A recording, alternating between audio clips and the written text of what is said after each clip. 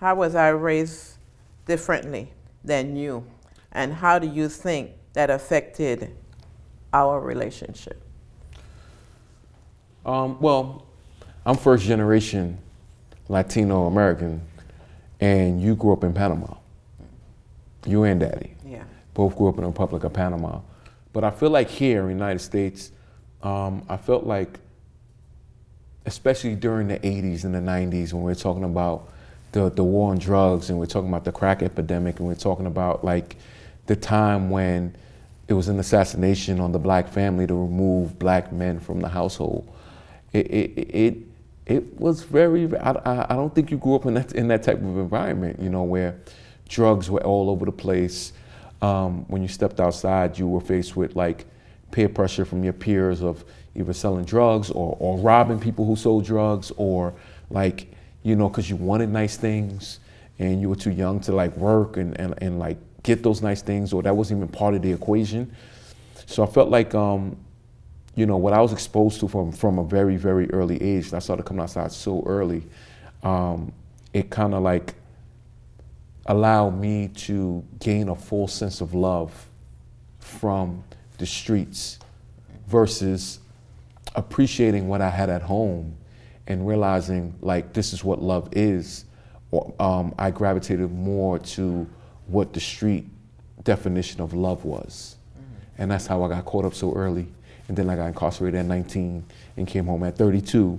Back then it was really, really challenging, you know, to grow up and have all my friends be drug dealers or stick-up kids, like all of my friends. And you see, that's the part that I wasn't aware of. Maybe, I don't know if I had on blinders or I didn't want to see it, but I felt like I failed you because you were not supposed to be out there doing what everybody else is doing. This was my son, and you weren't supposed to be doing this stuff. Our parents put the fear of God in us. So you did good whether you wanted to or not, because we came from the, like you said, in Panama, you're not going to answer your parents back. You're going to do what they tell you, or you're going to have consequences. So I felt, and your father felt, that it was because of my freedom that I gave you allowed you to be out there to get yourself in trouble. So that part of it, I still feel like I failed you.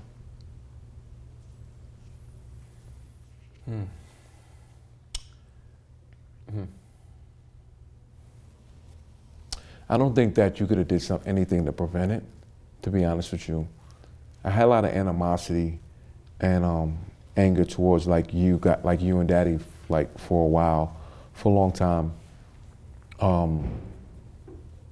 And would like blame certain things on my upbringing on you guys. But I felt like, you know, I don't know if there's much more you could have done. I felt like I made the choice at such an early age that at 6 years old, you know, I've said that, like, that's the time where I felt like you didn't advocate hard enough for me. 6 years old, being left back in the first grade, and that changed the course of my life, I feel like. And I felt like it was that time, that moment, when I made a conscious decision to rebel against everything you and Daddy were trying to instill in me at 6 years old. And Miss that left you back. You were busy and you were the clown of the classroom and everything, and she kept you back for no reason. And that was a opening for me to get involved more in the schools. And that's part of me feeling too that I failed you as a mother.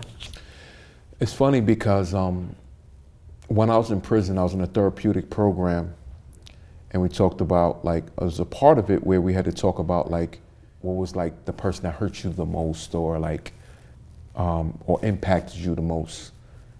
And I picked her, my first grade teachers. I wrote a letter to her because I feel like she had like the single most impactful, done the single most impactful thing to me in my life that ultimately shifted and guided the course of where I was going to end up at. How am I most like you, and how does that scare you? Wow. We have that caring, sharing spirit, going the extra mile for people, and sometimes in the process you get hurt And that scares me. I know that you know, whenever time I see you on the TV or I hear you on the internet and you're out there, I'm saying, Lord, please don't let the police go near him. I mean, I'm praying morning, noon, and night for you. You know, as a mother, I don't want anything to happen. I don't want him to make a mistake and mistaken identity or lock you up for speaking out. So we go out, we advocate, and we speak, and we try to save the world. But at the same time, we have to be wise and know when to pull in the reins. So in that way, I think that we're alike. What is a pain in me you wish could heal? A pain in you? Mm-hmm.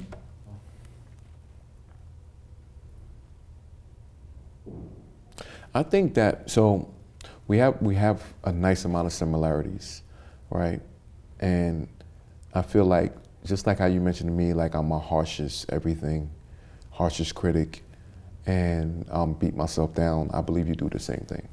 I believe that you internalize a lot of different things that are beyond your control.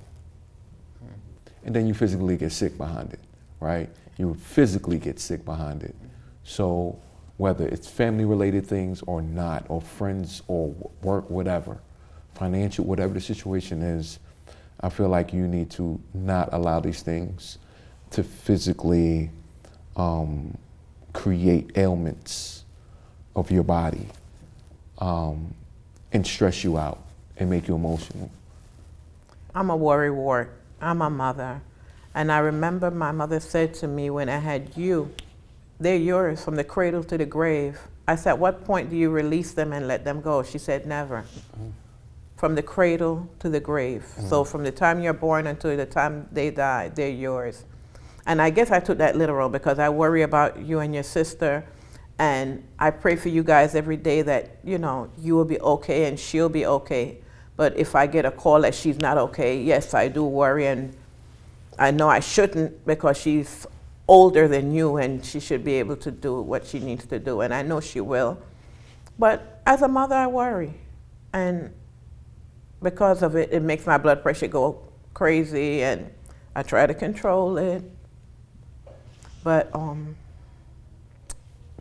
you have to compartmentalize it. What's one thing I can do to improve our relationship? When you were incarcerated, since you always go back to that, I remember you said, Ma, if I ever get out of here, we'll never spend another Christmas, another Mother's Day, another Thanksgiving, any major holidays.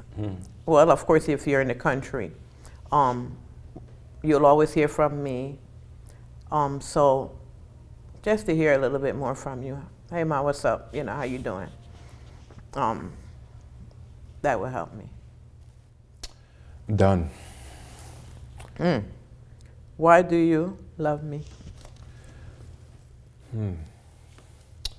I love you not only because you're my mother, but because you are nurturing, you're caring, you're loving, you are honest, you are straightforward, you are easy to talk to, I believe, when you're willing to listen. And I believe that, yeah, you walk around and you harbor a lot of different things that you have not dealt with. And I hope that this right here is the beginning of you being able to find different outlets, platforms, therapy, counseling, whatever it is you have to deal with in other situations or scenarios or other relationships, that you're able to have a sit down and be willing to talk about it. Because I feel like you harbor and you hold and you absorb a lot of stuff like a sponge, but you never squeeze it out. What do you hope for me in the next 5 years? Oof. You're going far, 5. In the next year, I expect that you're going to do some things that's going to blow the mind of the people of the city of New York.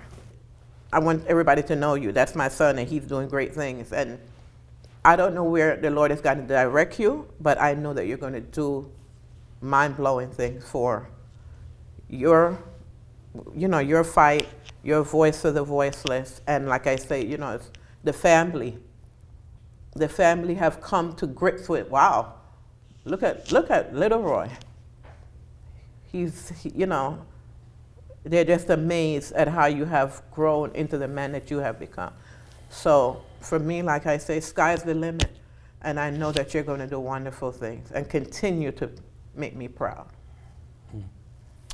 So for the next 5 years, what I want for you, I want you to not be able to have to work. And I want to be in a place where I can support you. And I don't want you to have to want for anything in 5 years. Yeah, I don't want you to have to want for you, Daddy, like can just like get up and just go places and not think about like financial resources or think about anything else, right? Like anything family related or any little thing. I want you to be in a place where you guys are just like, you know, just living life rather than existing. So thank you. You're welcome. I love you. I love you too.